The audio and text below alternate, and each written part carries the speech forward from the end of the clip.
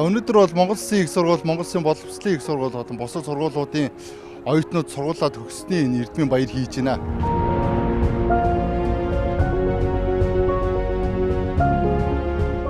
Тэгэхээр энэ залуучууд бол хоёр дахь удаа сонгуул өгж байгаа. За зарим нь бол анх удаа сонгуул өгж байгаа. Тэгэхээр энэ талбай дүүрэн сонгогчид цугларсных ер нь сонголтоо ихдээ ямар хүчин зүйлийг харгалзаж үзэх вэ гэдгийг одоо асууя.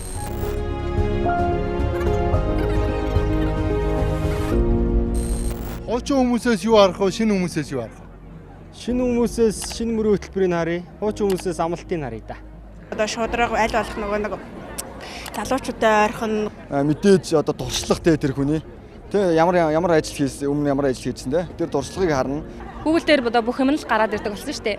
Тэгэхээр ерөөхдөө бол өөрийнхөө одоо өөрийнхөө дэж судалгаан дээр үндэслээд дүгнэлт хийгээд Бүгднийг ингээ шинээр солих гэж бодоод байгаа шүү дээ. Эх орондоо их бүтээн байгуулалтыг хийх хүмүүст санал өгнө. Би өөрөө энэ авто замын инженерээр төгсөж байгаа болохоор өмнө сонгогдоод юу ч хийгээгүй өстөрч сонгохгүй. ямар нэгэн авилга болон янз бүрийн хэрэг талбарцсан хүмүүсийг бол сонгохгүй. Миний гэх юм бол яг уншиж үзэж агаад мөрийн хөтөлбөрийн сайн танилцаад тэгээд тэр нь боломжгүй мэд санагдах мөрийн хөтөлбөртэй хүмүүсийг сонгохгүй. Зам алхаагаа шийдсэн. За баяр. За баярлалаа. Ич тоолгонд би тэгэл яг залууны хувьд тэгэл яг ёо за нэг өөр хүнээс За тэгээ. За бүгднгээс навна. Одоо өмнө гарч ирсэн одоо хардгийг нь харцсан хүмүүс гэдэг сонгохгүй л гэж байна. тэр хүний хийснийг л харах байлгүй те. хувь хүнээс өөрийнхөө нас үзэл бодол ямар хүн байдаг те тэрээс аягүй чухал ч таа. Одоо мэдлэгтэй биш, мэдрэмжтэй ч тиймэрхүү бас бусдаас сайн сэтгэлтэй тийм хүн гараас алж бодож байна. Амьдралын төвшөнд даваараа штэ тий. Тэрийг дээшлүүлэх боломж, эдийн засгийн бололцоо шаардлага тэр мэдийн л харна да. Баяр мэндэргээ. За баярлалаа. За нэг тодруулга авчи. Сонгуул мөрөө хөтөлбөрийн харна да. Яг одоо өмнө гарсан гишүүн байвал яг өмнөх мөрөө хөтөлбөр юу хийсэн тэрийг харж одоо яг байгаа мөрөө хөтөлбөр дээр яг юу тусгасан тэрийг харна да. Одоо улс эх орныхоо төлөө юм хийгсэн залуучуудыг их харах. Тэрнээс одоо л ерөнхийдөө бол энэ хөгшин хүмүүсийг бол дэмжиж яах юм тиймс. Тэгэл юу гайгүй залуу шинэ үеэл юу сонгоно л гэж бодож байна. Тэг мэдлэг боловсролыг харна л да. Тухайн хүнтэй хүнийхээ мөрийн хөтөлбөртөө сайн танилцаад зөв сонголтоо хийгээд гэж уриалъя да. За таны тухайд ямар нэр дэвшигчдийг сонгохгүй гэж одоо бодож байгаа. За тэгэл урд урдных нь хийсэн бүтээс ажлуудыг одоо харж байгаа л тэгэл сонголтоо энэ. Засгийн эрх барьж байгаа нам эвсэл улс төрчийн үйл ажиллагаанд дүн тавих, өөрийн төлөөлөгчөө төрд зөрүүлж илгээх эрх мэдээлэл 4 жил тутам сонгогчдын гарт ирдэг. 3.5 сая монголчуудад үйлчлэх хуулийг батлах, Монгол улсын гадаад дотоод бодлогыг батлах улсын хурлыг амлснаа ажил болгох засгийн газрыг сонгуулийн үр дүнд байгуулдаг. Парламентын сонгуулийн сонгогчдын эрс 1992 оноос цөөрч байгаа боловч хүн амдах залуусын эзлэх хувь сонгуульд саналаа өгдөг залуусын тоо жил ирэх бүр нэмэгдэж байна. Сүхбаатарын талбайд сүүлийн хэдэн жил болсон жагсаал цуглаан эсэргүүцлийг залуучууд зохион байгуулж, залуучууд өөрсдөө оролцож байгаа нь улс төрдөх залуусын оролцоо нэмэгдэж байгаагийн дохио юм. Социологч залуусын хамтарч байгуулсан цогц хөгжлийн үндэсний төвөнд парламентын ил тод байдал залуусын улс төрийн оролцоог судалдаг иргэний нийгмийн цөөхөн байгууллагын нэг. Залуучууд нөлөөгүй эсвэл оролцоогүй байна гэдэг бол ерөөсөө өрөөсгөл ойлголт. Худлаа мэдээлэл гэж хэлж байна. 2016-2020 оны улсын хурлын сонгуульд саналаа өгсөн хүмүүс чинь сонгуулийг шийдэж байгаа шүү дээ. Яг саналаа өгсөн сонгогчийг 100% гээд үзэх юм бол тэнд хамгийн олон байгаа жинд арах бүлэг залууч. Тэгээ ер нь бол Монголын сонгуулийг залуучууд шийддэг. Одоо хүмүүс бол залуучууд очиж саналаа өгөх юм бол аль нэг намыг илүү дэмжинэ гэдэг хандлагатай. Тэр нам нь илүү залуучуудыг өгүүлэхийг хүсдэг. Нөгөө нам нь бол залуучуудыг аль болох бага санал өгүүлэхийг хүсдэг. Ийм хандлага бол өнөөдрийн хүртэл байгаа. Тогтсон хандлага. Гэхдээ залуучууд бол эзэж аль нэг тал руу ингэж багцлал саналаа өгч байгаа тийм зүйл байхгүй. Бүгдээрээ ард динамик дэмжиж байгаа залуучууд маш олон байгаа. Арчс нам саналаа өгч байгаа залуучууд олон байгаа. Хүн болоод одоо бусад гурав дахь намуудад саналаа өгч байгаа залуучууд ч байгаа. Их хурл юу хийд юм бэ? Хулгай хийд юм шүү. Тэстэ мэдгээ. Улсын хурлын гишүүн гэдэг маань бол ард түмний төлөөлөгч болохын хувьд Монгол улсын үйл ажиллагаа бодлого шийдвэр үндсэн үйл заасан тэр бүхэл чиглэлийг хэрэгжүүлэх үүн дотор гол зорилго бол ерөөсөө энэ улс орны нийгэм эдийн засгийн амьдралыг залж залуурдж байгаа хууль тогтоолыг зөв зөвтэй яг тухайн тулгамдж байгаа асуудлыг зохицуулахаар л ингэж боловсруулж харахад бол оюун сэтгэлээ жилээж итгэл ийм л ажиллагаа шүү дээ. Сонгогчид эмхлэн байгуулсан төр дэлгээс нь төлөөлөгчөө үргэлж сайжруулахыг хүсдэг. Сонгогчдын итгэлийг олё гэвэл намын эвслүүд дэвшүүлсэн бодлого, үйл ажиллагааны чиглэлээ илэрхийлсэн мөрийн хөтөлбөр таниулж, нэр дэвшигчид өөрсдийгөө нотлон харуулсан, итгэлийг нь хүлээх үйл ажиллагаа явуулсан байх шаардлагатай. Сурталчилгаанд найдаж сохроор сонгодог хариуцлагагүй сонгогчид цөөрч байгаа үлээ. Төрийн эрх мэдэл рүү горилж яваа улс төрийн намууд сонгуулийн зардал, улс төрчил төр шалтгаалan, хариуцлагатай чанартай сонголт хийх гэж байгаа сонгогчдод судлах, харьцуулах, хэлэлцэх хугацаа өгөх шаардлагатай. 2021 оны ерөнхийлөгчийн сонгуулийн сурталчилгаа 15 хоног гэсэн. Тэгээ энэ ерөнхийлөгчийн сонгуульд монголчуудын хамгийн сайн мэдэх 3 хүн нэр дэвшсэн шүү дээ. Хүрсүх Эрдэнэ, Инхбат гэдэг. Тэгээ 3 хүний 3 мөрийн хөтөлбөртөө ингээд танилцахад 15 хоног бол хангалттай байсан. За энэ удаагийн улсын их хурлын сонгуульд нийтдээ 1336 хүн нэр дэвшиж байгаа. Тэгтэл сонгуулийн сурталчилгаа ерөөсөө 18 хоног. Олонх судал авсан нам цөөнхч бай тээ. Эдэн намуудын мөрийн хөтөлбөр нийлээл бидний 4 жилийн амьдралыг шийддэг засгийн газрын мөрийн хөтөлбөр болж хуурдаг шүү дээ. Тэгэл чи мөрийн хөтөлбөрөд чи өөрөө бас мөрөөдлийн жагсаалт шүү дээ, тийм ээ. Тодорхой хэмжээнд аудитын газраас шалгагдсан байгаа ч гэсэн. Сурчлага дөнгөж эхлээл байгаа үед нэг мөрийн хөтөлбөр нь хаанаас ч нууцын авдраас гарч ирдэг юм уу те. Энэ тийм сайн зүйл биш. Гэтэл судлаачдын оролцоогүйгээр хэвлэл мэдээллийн оролцоо тусалцаагүйгээр жирийн иргэд сонгуулийн мөрийн хөтөлбөрүүдийг тэр болгон ойлгохгүй. Эцсийн дүндээ бодлогын улс төр хийж байгаа бол энэ мөрийн хөтөлбөр аягүй чухал. Тэгтэл энэ мөрийн хөтөлбөрийг судалж цаг гаргах юм боломж ерөөс алга байна. Тэгэхээр нэг хоёр юм санал болгох гэсэн. Энэ намууд мөрийн хөтөлбөрөө эрт олон нийтэд дийл болгох зүйл дээр юм шүү. Бид нар чинь сонголтоо ухаалгаар илүү сайн судалгаатай харьцуулж үзэхэд эн чинь хэрэгтэй байгаа дээ шүү.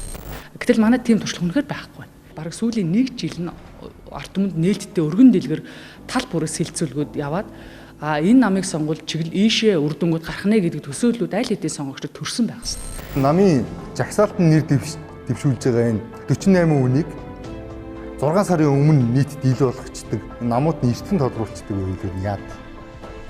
Тэгэхгүй бол энэ хэн болохыг үнэхээр мэдэхгүй шүү дээ. Дэлхийн улс орнууд нээлттэй үлддэг. Нээлттэй үлдэхийг олон сарын өмнөөс олон нийтэд санал аваад ямар хүмүүсийг та манай намаас уг салбараас нэр дэвшээсэй гэж үзэж байна вэ гэдэг ингээ нээлттэй opinion poll буюу олон нийтийн санал асуулга аваад ингээд нэр дэвшээ тодруулдаг. Манайх бол яг үүндээ хатуу хаалттай маягаар энэ нэр дэвшин жагсаалтыг үйлдэлсэн.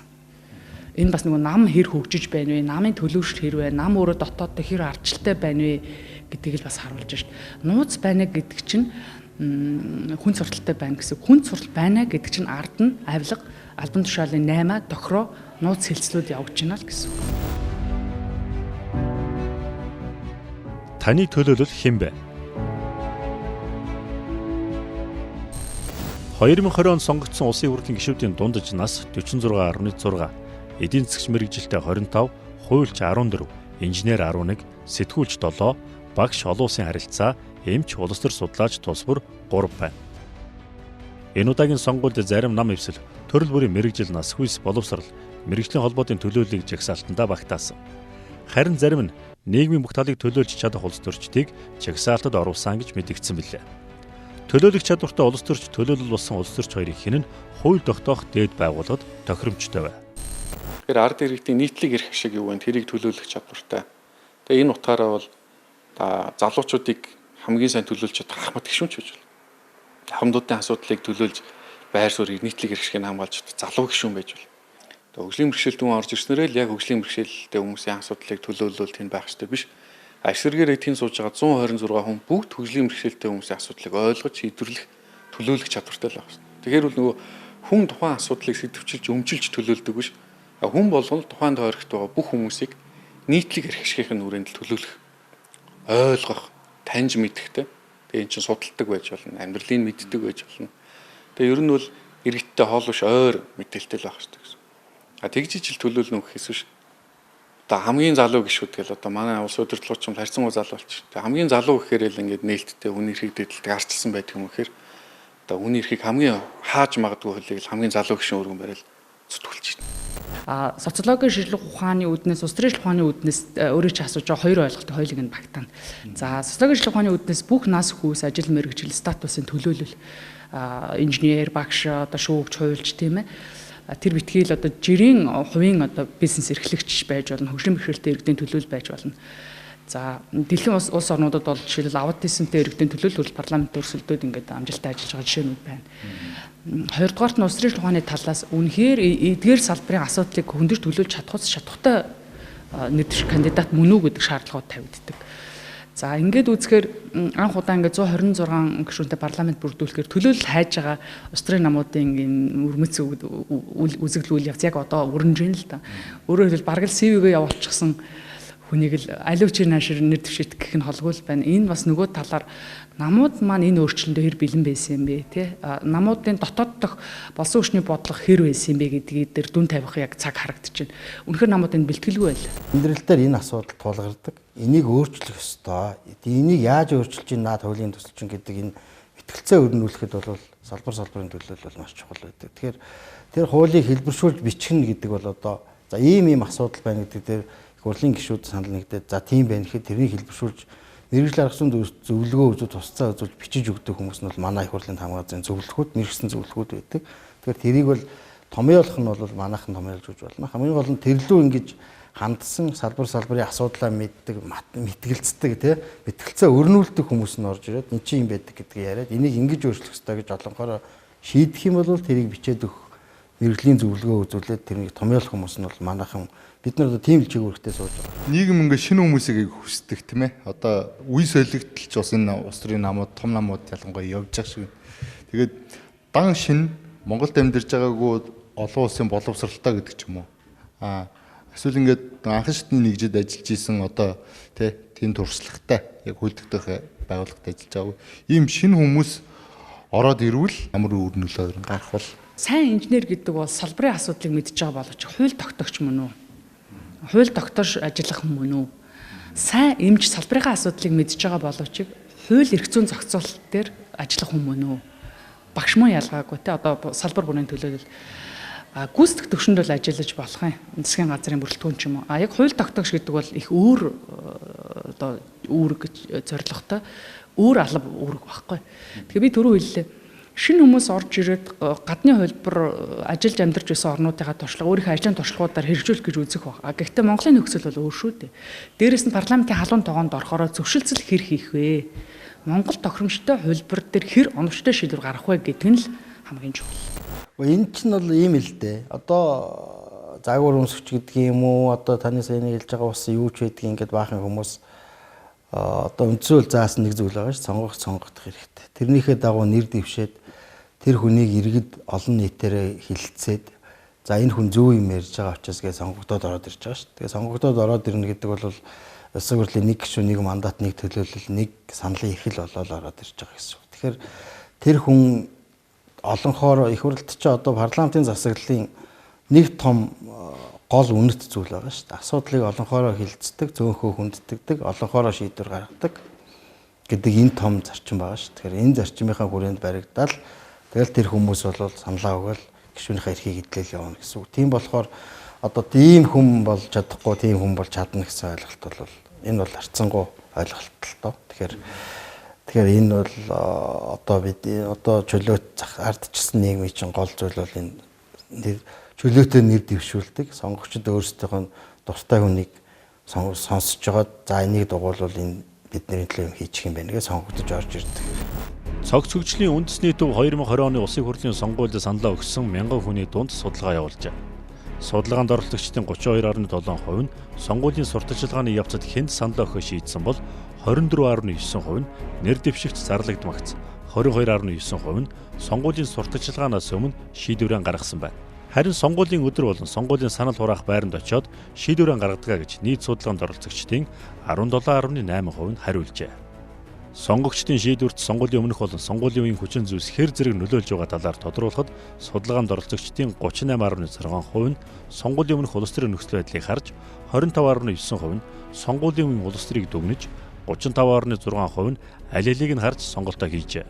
Судалгааны дүнгээс харахад сонгуулийн өмнөх болон сонгуулийн үеийн үйл явцыг бүхлээр нь дүгнэж сонголтоо хийдэг тогтсон сонгогчид байна.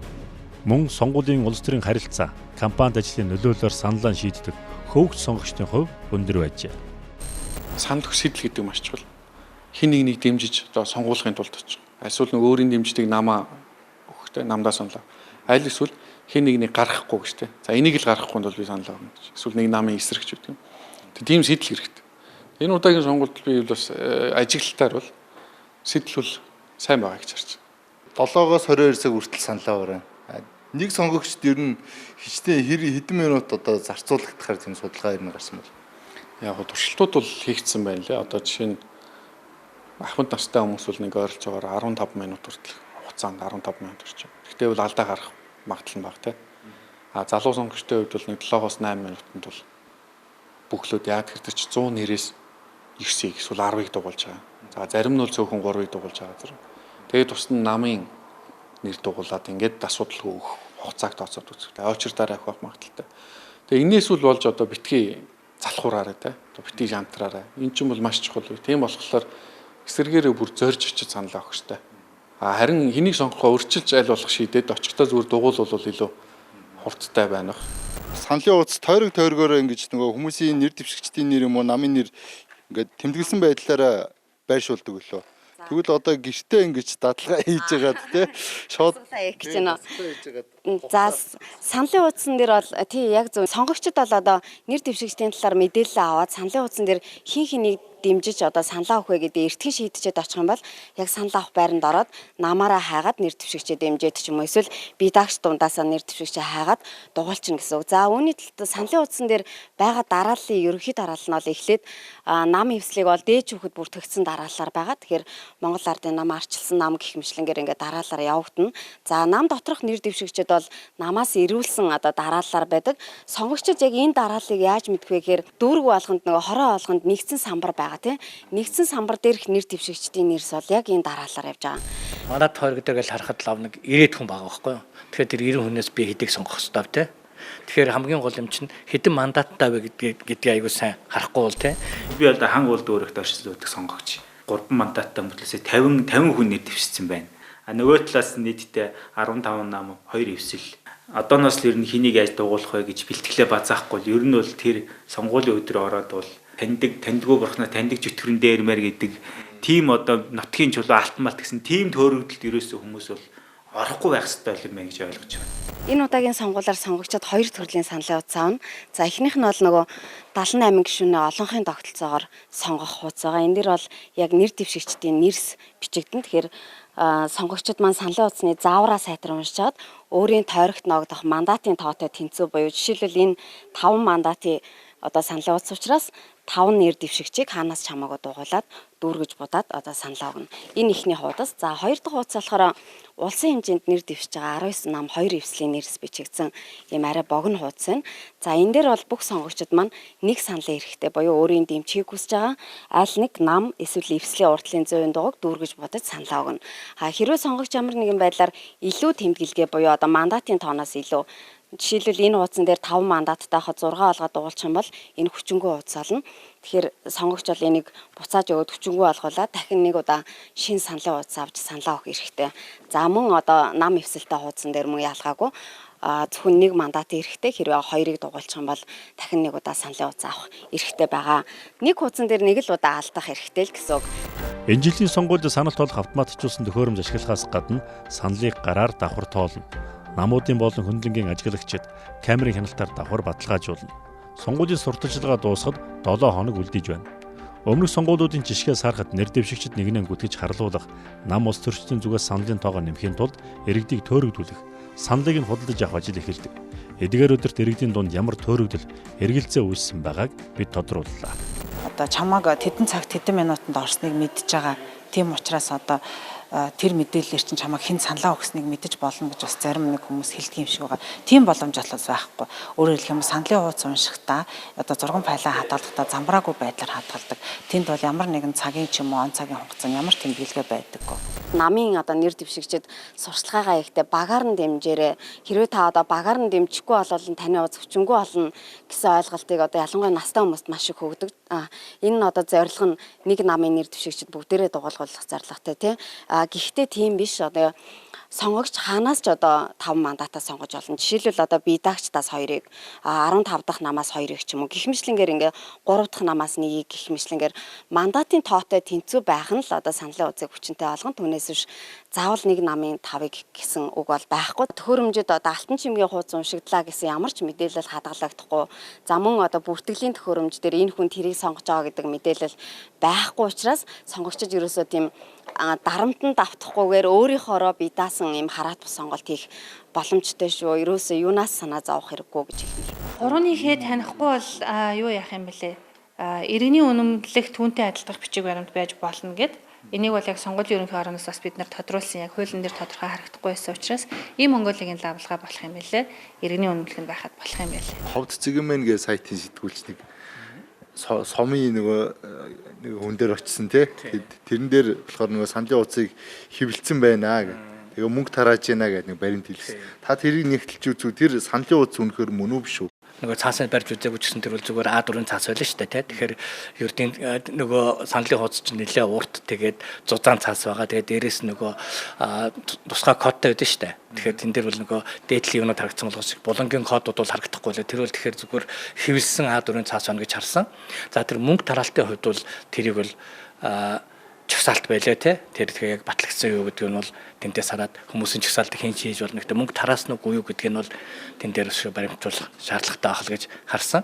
Санал хураах өдөр ингээд бүх дүнг дэлгэцэнд үзүүлдэг тий сонгуулийн ерхий ороо. Тэгтэл одоо ингээд тоон дээшээ доош өсрээд идэг шүү дээ тий. Тоон гинт үсэрдэг. Тэр нь одоо юутай холбоотой байд юм бэ? Тэр яг нөгөө юугаа төхөөрөмж аваач сүлжээтэй газар аваачаа тэгээд тэр төхөөрөмжийн тоо орж ирэхээр л тэр нэмэгдээд байдаг. Тэгэхээр ямар хугацаанд орж ирж тэрнээсээ болоод нөгөө доошогоо хэлбэлзээд байдаг л та. Тэгээ энэ жилийн хувьд бол одоо юу гэдгийг одоо өмнөх нэг сонгуул дээр бол одоо Баян-Улгийн аймгийн зарим хэсгийн хоргодын дүн ирэхгүй удаж жагаад орж ирсэн тохиолдол байгаа шүү дээ. Тэгэхээр тэрэн шиг юм бол болохгүй гэж хараад байгаа. Ягаад гэвэл сүлжээ муутай газар нь Starlink тавьчихсан. Тэний асуусан одоо өмнөх сонгуулиудын үйл ажиллагаанд орж гисэн гарч ирсэн мөнгө тараадаг, за хүн зөөж авцардаг, за мөн одоо санал авах байр болон ойр орчинд нь одоо нийтийн журам зөрчих нөхцөл байдлууд ингээ гардаг гэдэг энэ асуудлыг бол одоо эргэж шуурхай мэдээлснээр за цагдаагийн байгууллага бол одоо газар дээр нь шуурхай очиж хууль заасан үндэс журмын дагуу шалган шийдвэрлэх ажиллагааг бол одоо даруй явуулнаа гүтгэх тий одоо доромжлох за одоо худал мэдээлэл тарах ийм үйлдэл бас нэлээдгүй гардаг. Тэгэхээр энэ асуудал дээр бол одоо цагдаагийн байгууллага бол шуурхай шалгалтай ажиллагааг бол явуулна. Тэгэхээр одоо болж игэл ийм үйлдэл бас гарахгүй байх, бусдыг бүтэхгүй байх, нэр төрд нь халдахгүй байх энэ альва үйлдэлийг бас яг энэ сонгуулийн үйл ажиллагаатай холбогдуулан хийхгүй байхыг бас цагдаагийн байгууллагаас сэрэмжлүүлэх нь бас зүйтэй байна. Монголчууд бид 4 жил тутамд хийж ирсэн өөрсдийн төрийн эмхлэн байгуулах эрхээ хэдхэн хоноод идэлэх гэж байна. Байнгын ажиллагаатай парламентын засаглалаар 30 жил замсны хойно сүүлийн 4 жил үндсэн хуульд 3 удаа нэмэлт өөрчлөлт оруулснаар иргэдийн санал гээгдэх магадлал багтаа сонгуулийн холимог тогтолцоог 2 удаагаар туршиж анхны 126 гишүүнтэй төрийн эрх барих хууль тогтоох дээд байгууллагыг сонгоно.